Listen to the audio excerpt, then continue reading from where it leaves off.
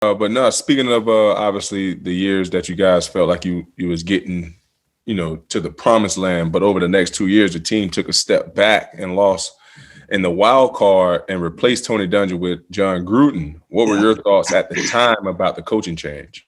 Yeah, I think we were all a little, hesitant to believe that it was the right decision. Tony's father figure, man. I don't know if you've ever been around him, Pat or Bryant, but he's a man that that I'm always in awe of. Just the way that he handles himself. He teaches you how to succeed. He teaches you how to fail. He teaches you, how to deal with happiness and grief. I mean, there's so many superlatives to describe this individual, not just the coach, just the individual. And then on top of that, he's a great football coach. He's great at relating to his men and getting them to play the way that he expects them to play. And he's one of those guys you just never wanted to disappoint. So you mentioned it, Pat, 90 or 2000 and 2001. We had one commonality. We couldn't beat the damn Philadelphia Eagles. We met them in the playoffs. Met them in the playoffs both of those years, and we couldn't get past them for whatever reason. I think we lost to them 4 straight times before we finally beat them in an NFC Championship game in 2002. But essentially, the way we looked at it is that we disappointed Tony by not being able to beat that team, and it eventually got him fired. So you bring in Jon, and I think the hesitancy was warranted because of all of our success that we had with Tony.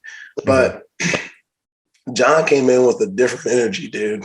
He's a different cat. And he put expectations on all of us. We held ourselves to a standard on defense throughout all those years. There was a game we played the New York Giants. We held them to 112 yards on of offense, right? Total? Total. We lost the game because I think Trent Dilfer threw a couple of interceptions, one of them for a touchdown, right? So they beat us. Our standard when we went to our meetings on that next Monday was that their defense played better than our defense. And, hey, Ronde, do you remember your defensive weekly goals? Like, you can't allow a certain amount of points, certain amount of yards. Do you remember? Yeah, I remember. Ours in Pittsburgh was like 15 or 16 or something like that. Ours was if they score less than 16 points, we win, right? We had God, how many explosives we were allowed to? I think we only were supposed to buy like 2 or 3 explosives a game. 100-yard rushers, all that stuff.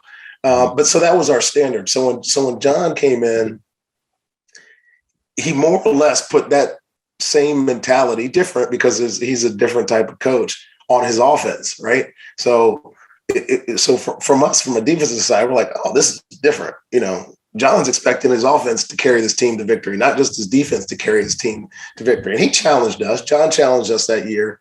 He told us we needed 9 interceptions for touchdowns, or nine touchdowns on defense, and we'd win the Super Bowl. We're like, wow. Okay.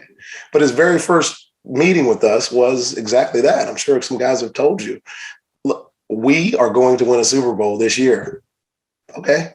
And we just bought in and went to work from that day forward. But different coaching styles. And I say it often, I say it tongue in cheek a lot. I think anybody could have coached us to a Super Bowl in 2002. Yeah, a lot of people say that. Yeah, we were a really good football team, man. Yeah. We had some requisite parts that came in, like Keenan McCardell, Joe Jurevicius came in. Brad Johnson was our starting quarterback for second year, and we were ready to win. Michael Pittman, he was valuable. Allstott was still being Allstott. We had Keyshawn Johnson, who we picked up the year before. We were ready to win, and I don't think there was any holding us back.